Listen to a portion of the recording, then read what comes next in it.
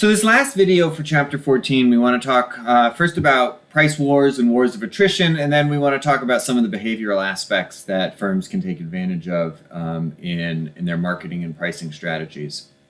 So we saw in Bertrand competition that when the Nash equilibrium is in a price war to cut prices down all the way to marginal cost, and then you don't earn any profits. But we also saw that a trigger strategy in an infinitely repeated game can boost up the price to the collusive level and with tacit collusion.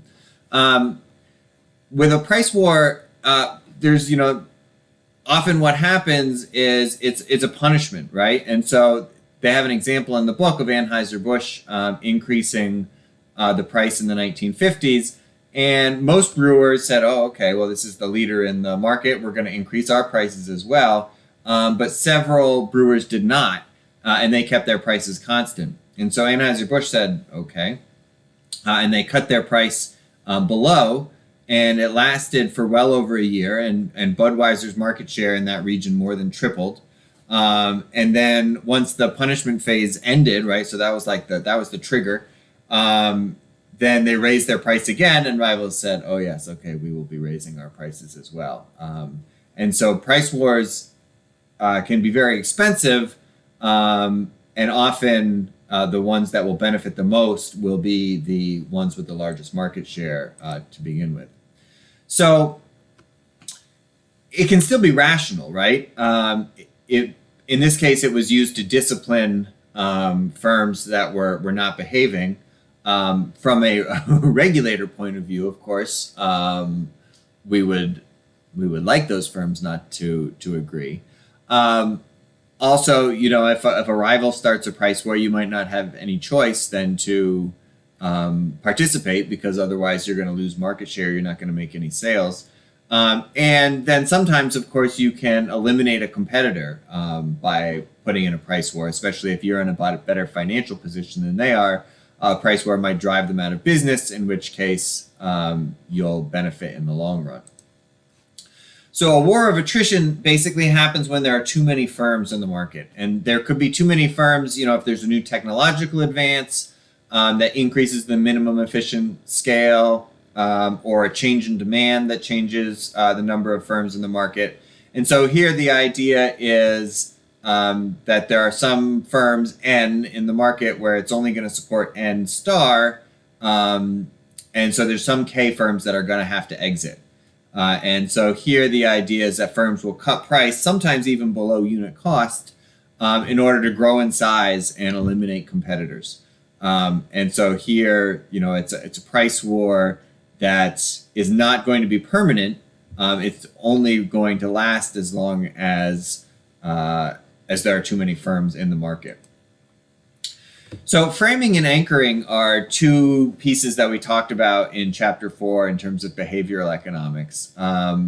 And often consumers can be influenced by, some irrelevant information. And so, obviously with marketing, they're going to market their brands in the most positive light. Sometimes I think that's less about framing and more about the affect heuristics, sort of making people feel emotionally attached to certain brands.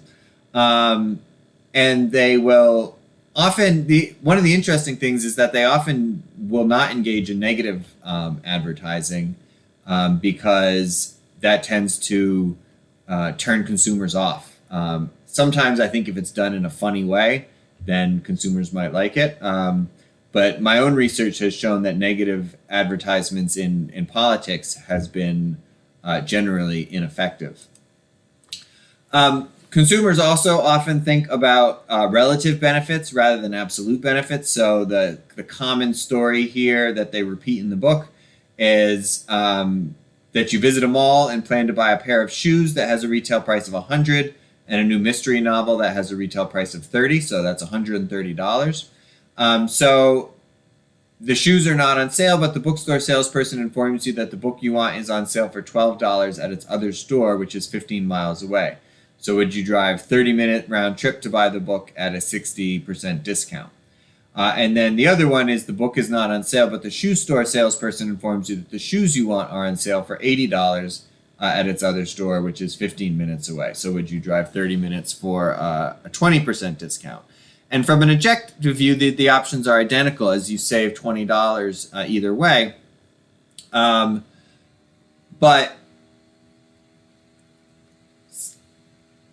some people will say yes to option one because they're saving 60% and no to option two because they're only saving 20%. And so often people will make these choices that are not completely rational. And the last thing we want to talk about, well, I guess there's two more things. One is bundling and tying contracts. So bundling is where you have to buy two or more goods together. So pure bundling is where you only have the option to buy the package deal. Whereas mixed bundling, you can buy them separately or together, and usually together you get a discount. And then a tying contract is associated with a durable good that uses a complementary input that is purchased in variable proportions. So if it's a contract, we call it a tying contract. We also talked about like Gillette razor blades and Gillette razors, with razors as the loss leader. So it's similar to that. But with a tying contract, you're basically selling somebody something and saying you have to use this brand of whatever the variable good is. You know, it could be printer, ink, or razor blades or whatever. Marketing to overconfident consumers. So we talked a lot about, you know, how people are overconfident. And so, you know, there are lots of examples, you know, timeshare sales, expectations about real estate prices. Grubb shows that, you know, one explanation of the three-part tariff we saw with cell phones has to do with consumer overconfidence in terms of thinking which plan would be best for them. And then anchoring and the endowment effect can really explain, you know, these 30-day free trials that we see a lot. So it gets rid of buyer's remorse, right? Because they're like, okay, there's no upfront cost. And then it takes advantage of the endowment effect. Okay, well, I already have this, and so I will continue to use it, and I'll just pay the price. So there's lots of things. As I've often said, marketers are the best behavioral economists out there, although they often use their power for evil rather than good. Sorry, marketing majors.